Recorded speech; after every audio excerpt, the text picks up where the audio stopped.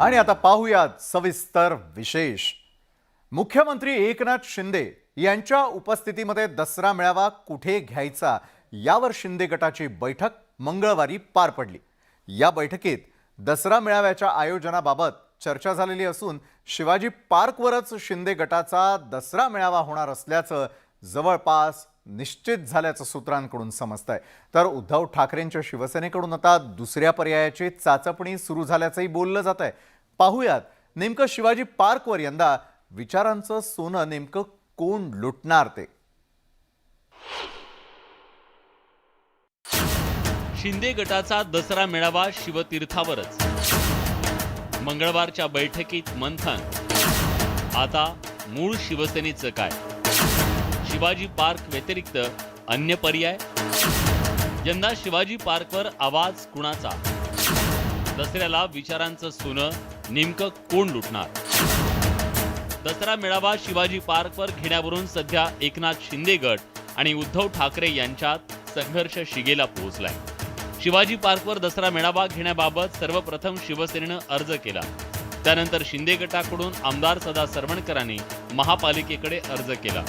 सध्या महापालिकेकडे दोन्ही अर्ज प्रलंबित आहे। या पार्श्वभूमीवर मंगळवारी शिंदे गटाची एक बैठक पार पडली। मुख्यमंत्री एकनाथ शिंदेंनी यावेळी दसरा मेळाव्याच्या तयारीसह इतर विषयांबाबत चर्चा केली। शिवसेनेचा दसरा मेळावा परंपरेप्रमाणे झाला पाहिजे याबाबत सकारात्मक निर्णय होईल, त्यामुळे जे काय होईल ते नियमानुसार होईल असं म्हणत मुख्यमंत्री एकनाथ शिंदेंनी दसरा मेळावा नेमका कुठे होणार याचे एक प्रकारे संकेतच दिले।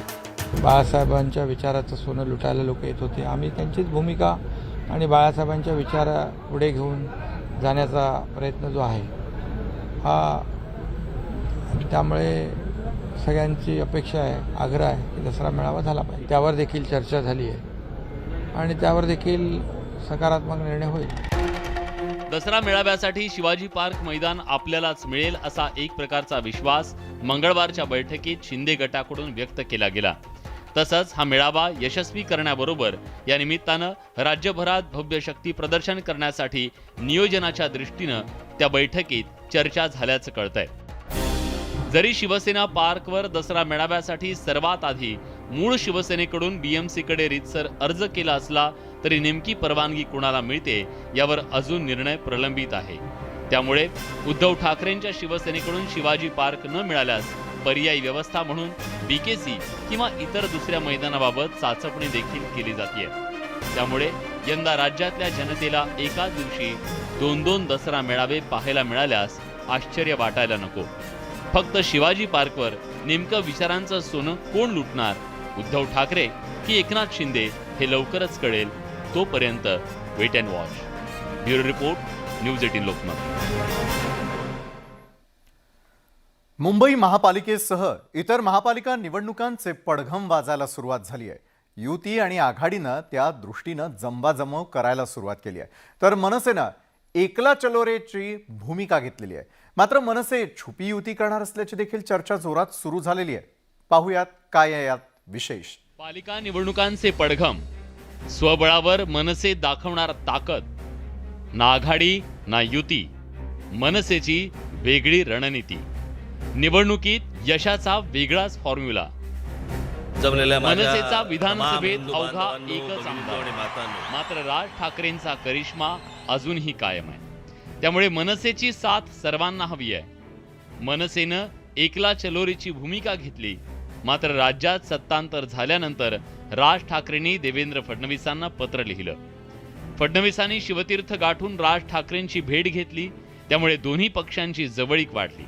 तर एकनाथ शिंदेंचा गट मनसेत विलीन करण्याची ही चर्चा प्रचंड गाजली। त्यातून गणेशोत्सवात एकनाथ शिंदेंनी शिवतीर्थावर राज ठाकरेंची भेट घेतली। त्यामुळे मनसे भाजपच्या गोटात सामील होणार की शिंदेंसोबत हात मिळवणी करणार याकडे सगळ्यांचं लक्ष लागलं होतं। सध्या महानगरपालिका असेल, मुंबई असेल, नवी मुंबई असेल किंवा मग अन्य कुठल्या महानगरपालिका असेल, ठाणे असेल, कल्याण डोंबिवली असेल, संभाजीनगर असेल, सगळीकडे जेवढ्या जागा आहेत त्या सर्व लढवण्याच्या दृष्टीने तयारी करण्याचे आदेश हे राजसाहेबांनी दिलेले आहेत। त्याप्रमाणे आम्ही सर्व पदाधिकारी म्हणून त्याची तयारी करतोय। राज्यात आतापर्यंतच्या सर्व निवडणुका मनसेनं स्वबळावर लढल्या, त्यामुळे अनेकदा यश आणि अपयशाला मनसे सामोरी गेली. 2009च्या विधानसभा निवडणुकीत मनसेचे 13 उमेदवार निवडून आले. 2012च्या पालिका निवडणुकीत मनसेनं चमत्कार घडवला. मुंबई महापालिकेत 27 उमेदवार निवडून आले. नाशिक महापालिकेत मनसेनं 40 जागा जिंकल्या. पुण्यात 29 नगरसेवक महापालिकेत पोहोचले. मात्र 2014 पासून मनसेची घसरण सुरू झाली. 2014 मध्ये मनसेचा एकच उमेदवार विधानसभेत पोहोचला. 2017च्या महापालिका निवडणुकीत मनसेचा धुव्वा उडाला. 2019 मध्येही मनसेचा एकच उमेदवार विधानसभेत पोहोचला. राज्यात झालेलं सत्तांतर, शिवसेनेतून वेगळे झालेले शिंदे समर्थक यामुळे राजकीय समीकरणं बदलली आहेत. मनसेच्या नेत्यांना स्वबळावर निवडणुकीच्या तयारीला लागण्याचे आदेश देण्यात आले. मात्र राजकारणात कधीही काहीही घडू शकतं. त्यामुळे मनसे छुपी युती करण्याची शक्यता नाकारता येत नाही. मनसेअध्यक्ष राज ठाकरे यांची भाजप आणि खास करून मुख्यमंत्री एकनाथ शिंदे यांच्याबरोबर जवळीक वाढताना आपल्याला पाहायला मिळते. यातच मनसेअध्यक्ष राज ठाकरेंनी नेत्यांना स्पष्ट असे आदेश दिलेले आहेत की येणाऱ्या महानगरपालिकांच्या निवडणुका या स्वबळावरतीच लढण्याच्या तयारीला लागा. त्यामुळे येणाऱ्या महानगरपालिका मनसे स्वबळावरती लढणार का याकडेच आता सगळ्यांचं लक्ष लागलेलं आहे. Video journalist Sandeep पवारसह Vishal Patil, news 18 Lokmat, Mumbai. Bachchu कडूंना मोठा दिलासा मिळालेला आहे.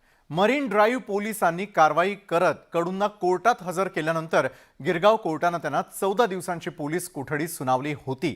मात्र सत्र न्यायालयानं त्यांना जामीन मंजूर करत मोठा दिलासा दिलाय. पाहूयात नेमकं प्रकरण काय आहे ते.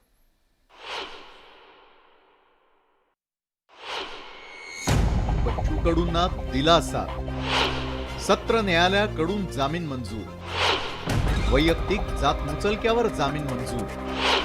आता 21 सप्टेंबरला पुढील सुनावणी. मुख्यमंत्री एकनाथ शिंदे गटातील आमदार बच्चू कडू यांना बुधवारी सकाळी मुंबई पोलिसांनी ताब्यात घेतलं होतं. एका राजकीय आंदोलनादरम्यान सरकारी कर्मचाऱ्याला मारहाण केल्याच्या प्रकरणात मरीन ड्राईव्ह पोलिसांनी ही कारवाई केली होती. या प्रकरणी बच्चू कडूंविरोधात गुन्हा दाखल करण्यात आला होता. न्यायालयानं त्यांना 14 दिवसांची पोलीस कोठडी सुनावली होती आणि सर्वप्रथम गिरगाव कोर्टानं त्यांचा जामीन अर्ज फेटाळला होता. त्यानंतर या प्रकरणी जामिनासाठी 3 वेगवेगळ्या न्यायालयात त्यांनी वकिलांमार्फत धाव घेतली होती. शेवटी सत्र न्यायालयाकडून 15,000च्या वैयक्तिक जात मुचलक्यावर त्यांचा जामीन मंजूर करण्यात आला. संघर्ष झाला म्हणजे वादिवाद झाला फक्त आणि त्याच्यातून ह्या 353 दाखल झाली.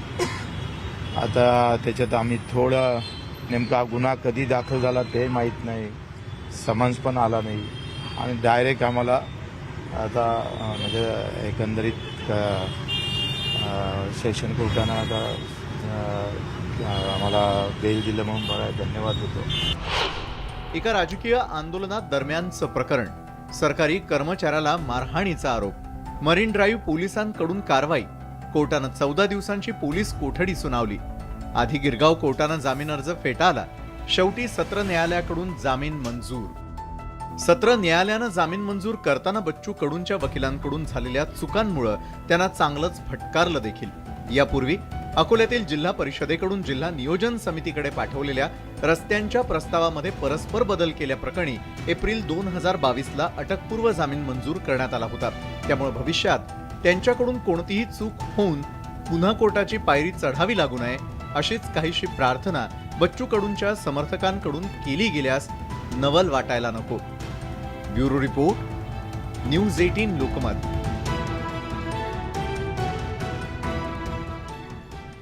उच्च न्यायालयाच्या औरंगाबाद खंडपीठानं अब्दुल सत्तार यांना जोरदार झटका दिलाय.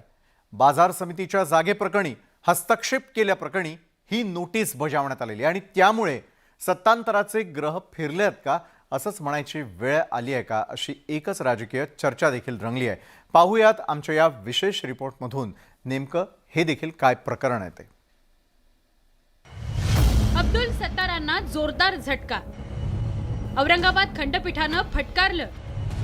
सत्तारांच्या निर्णयाला दिली स्थगिती. टीईटी प्रकरणातही होते अडचणीत.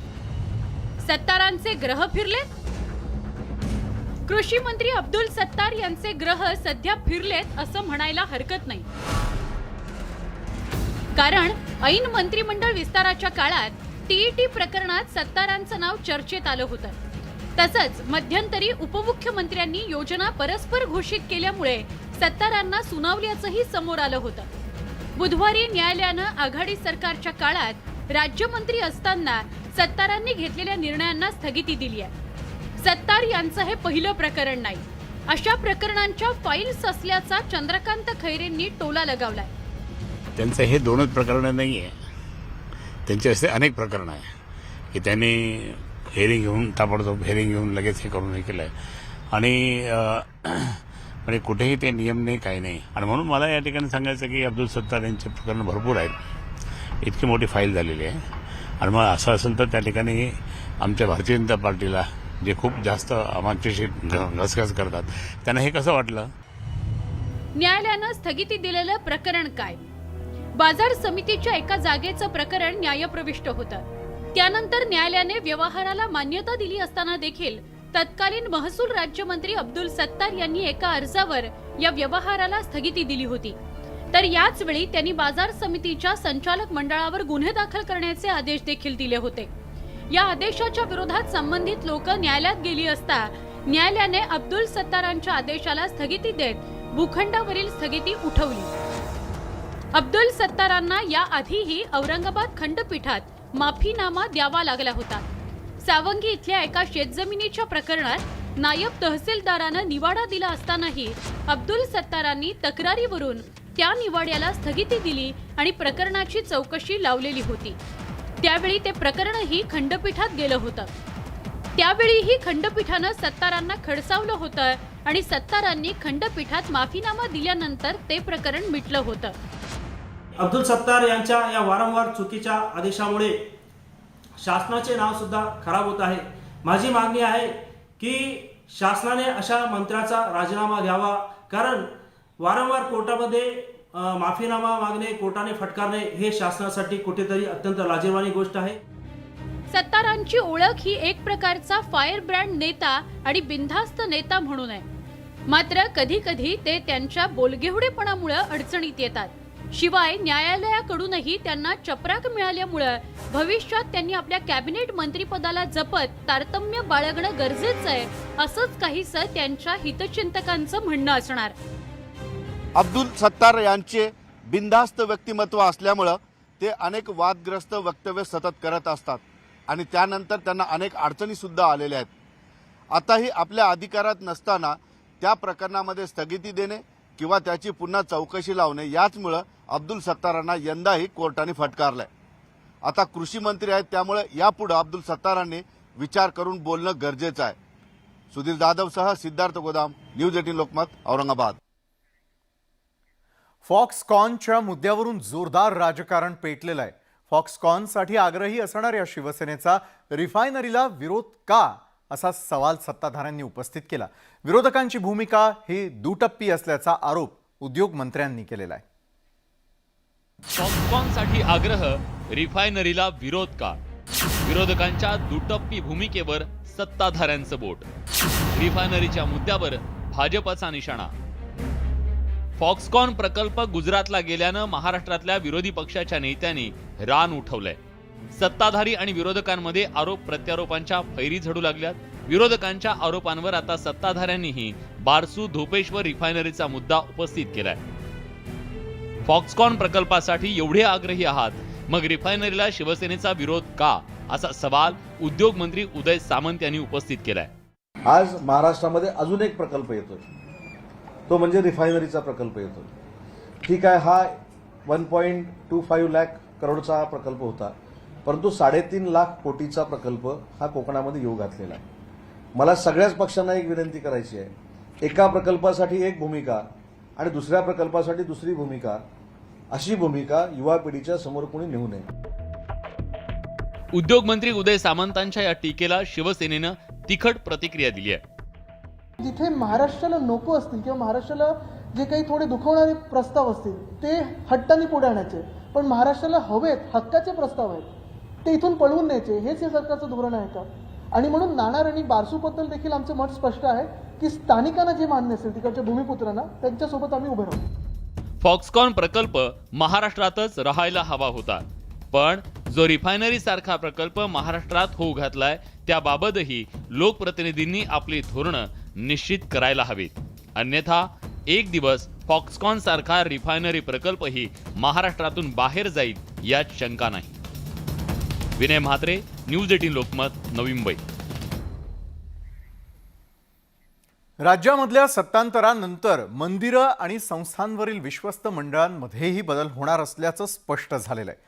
सिद्धिविनायक ट्रस्टवरील कार्यकारी मंडळ बरखास्त करण्यासाठी अध्यादेश काढण्याची शक्यता वर्तवली जाते.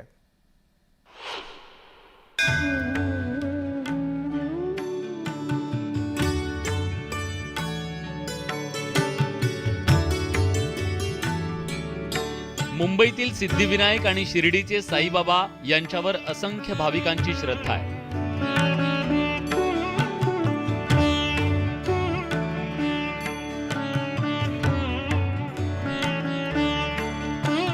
या दोन्ही ठिकाणी लाखो भाविक दर्शनासाठी येत असतात.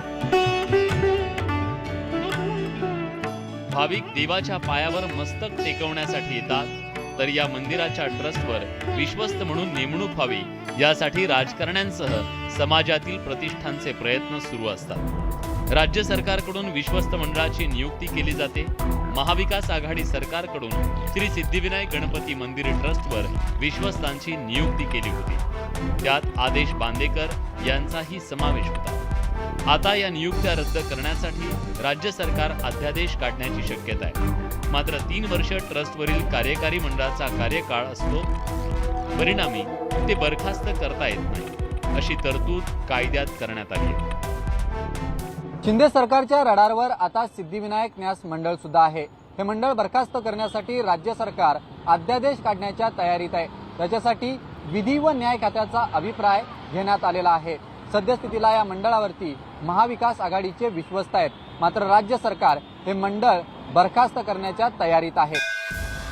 सिद्धिविनायक ट्रस्टवरील कार्यकारी मंडळाच्या बरखास्तीसाठी पावलं उचलली जात आहेत. तर शिर्डीतील श्री साईबाबा मंदिर संस्थानचे विश्वस्त मंडळ बरखास्तीचे आदेश औरंगाबाद खंडपीठानं मंगळवारी दिले. महाविकास आघाडी सरकारच्या कार्यकाळातील विश्वस्त मंडळाच्या नियुक्तीची अधिसूचनाही खंडपीठानं रद्द केली. पुढील 8 आठवड्यात नव्यानं विश्वस्त मंडळ नियुक्त करण्याचे आदेश देण्यात आले. महसूल मंत्री राधाकृष्ण विखे पाटील यांच्या मतदारसंघात असलेल्या शिर्डी देवस्थानांवरती विश्वस्त नेमण्यासाठी त्यांची भूमिका महत्त्वाची ठरणार आहे. ते कोणत्या समर्थकांची वर्णी विश्वस्तपदी लावतात हे पाहणं महत्त्वाचं ठरणार आहे. सत्तांतर झाल्यानंतर विश्वस्त मंडळामध्ये बदल होत असतो. आता नवं सरकार त्यांच्या मर्जीप्रमाणे कार्यकारी मंडळाची नियुक्ती करत असतं. आता सिद्धिविनायक आणि शिर्डीतल्या कार्यकारी मंडळात कोणाची वर्णी लागते हे लवकरच स्पष्ट होईल. मुंबईहून विशाल पाटीलसह हरीश दिमोटे, न्यूज 18 लोकमत, शिर्डी. तिकडे गोवा काँग्रेसमध्ये भूकंप झालाय. गोव्यामधील काँग्रेसच्या 11 पैकी 8 आमदारांनी थेट भाजपमध्ये प्रवेश केलेला आहे आणि त्यामुळे महाराष्ट्रापाठोपाठ गोव्यातही ऑपरेशन लोटस यशस्वी झालंय. पाहूयात याच संदर्भातला आमचा हा विशेष रिपोर्ट.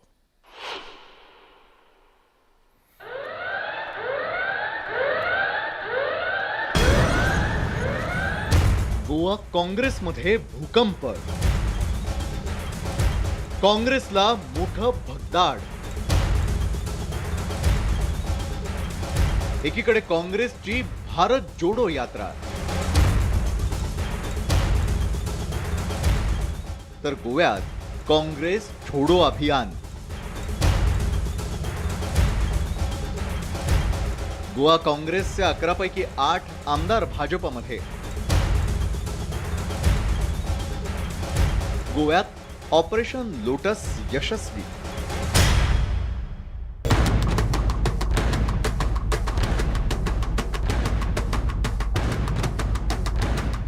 एकीकडे देशात काँग्रेस पक्षाला उभारी देण्यासाठी भारत जोडो यात्रा अभियानाची सुरुवात झाली आहे. काँग्रेस नेते राहुल गांधी यांच्या नेतृत्वाखाली तमिळनाडू इथून या यात्रेचा शुभारंभ झालाय. तर दुसरीकडे गोव्यातील काँग्रेस आमदारांनी काँग्रेस छोडो अभियान राबवत गोवा काँग्रेसमध्येच भूकंप घडवून आणलाय. गोवा काँग्रेसमधील 11 पैकी 8 आमदारांनी काँग्रेसचा हात सोडत हाती कमळ घेतलंय. त्यामुळे हा पक्ष प्रवेश गोवा काँग्रेसला फार मोठा धक्का समजला जातोय, तर मुख्यमंत्री प्रमोद सावंतांचं नेतृत्व आणखी प्रखरपणे उभरून आलेलं आहे, तर गोवा भाजपला आणखी बळ मिळाल्याचं बोललं जात आहे. गोव्याचे मुख्यमंत्री प्रमोद सावंत आणि गोवा भाजपचे प्रदेशाध्यक्ष सदानंद तनावडे यांच्या संयुक्त पत्रकार परिषदेत बुधवारी दुपारी या 8ही काँग्रेस आमदारांनी भाजपचं कमळ हाती घेतलंय. गोवा भाजप अध्यक्षांनी त्यांचं भाजपत स्वागत करताना मोदींच्या नेतृत्व आणि विकासावर विश्वास व्यक्त केल्याचं म्हटलंय. गोंया भितर ज्या तरेन देशभरा भितर भारतीय जनता पार्टी बऱ्या तरेन काम करता केंद्राक आनी गोंयांत, आनी ताका लागून देशभर मोठ्या प्रमाणात वेगवेगळ्या राजकीय पार्टींचे पुढारी हे भारतीय जनता पार्टीत प्रवेश करतात. गोव्यातील काँग्रेसच्या 11 पैकी 8 आमदारांच्या भाजप प्रवेशामुळे काँग्रेसचे 2/3 आमदार भाजपत गेलेत. त्यामुळे त्यांच्यावर पक्षांतर बंदीचा कायदा लागू पडणार नाही.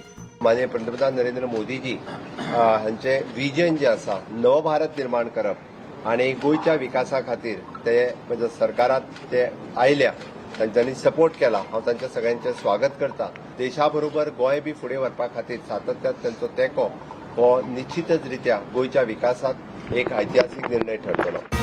गोवा विधानसभेमध्ये एकूण 40 सदस्य संख्या आहे. गोवा विधानसभेत सध्या काँग्रेसच्या 8 आमदारांच्या भाजप प्रवेशामुळे भाजपचं संख्याबळ 20 वरून थेट 28 वर पोहोचलं, तर काँग्रेसकडे 11 वरून फक्त 3 आमदार उरले. त्याशिवाय महाराष्ट्र गोमंतकवादी पक्षाकडे 2, गोवा फॉरवर्ड पक्षाचा 1 आमदार आहे, तर अन्य पक्षांकडे 6 जागा आहेत. भ्रष्टाचाराच्या माध्यमातून पैसा गोळा करायचा आणि पैशाच्या भरोशावर देशामध्ये राजकारण जे सुरू आहे त्याचा प्रत्यय आहे. याला काही आता वेगळं या पद्धतीचा हा चमत्कार झालेला आहे असं कोणी मानायचं गरज नाही. ही भाजपची जी घाणेरडीची राजकारणाची परंपरा आहे त्या परंपरेचं हे दर्शन आहे. जुलै महिन्यात देखील भाजपनं काँग्रेसच्या आमदारांना गळाला लावण्याचा प्रयत्न केला होता. त्यावेळी 11 पैकी 5 आमदारांच्या भाजप प्रवेशाची चर्चा रंगली होती. मात्र काँग्रेसनं वेळीच सतर्कता दाखवत ही गळती थांबवली होती. मात्र अखेर सप्टेंबरमध्ये भाजपला गोवा काँग्रेसमध्ये भगदाड पाडण्यात यश आलं आणि गोवा भाजपचा गड आणखी भक्कम झालाय. एकीकडे राहुल गांधी देशात भारत जोडो यात्रा काढाय आणि त्या दरम्यान काँग्रेसचे 8 आमदार भारतीय जनता पक्षासोबत जात असल्यामुळे काँग्रेसच्या भारत जोडो यात्रेला देखील धक्का बसलेला आहे.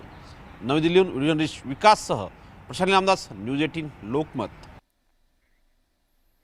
तर न्यूज 18 लोकमत विशेषमध्ये वेळ झालेली एका छोट्याशा ब्रेकची. आम्ही लगेच परततोय.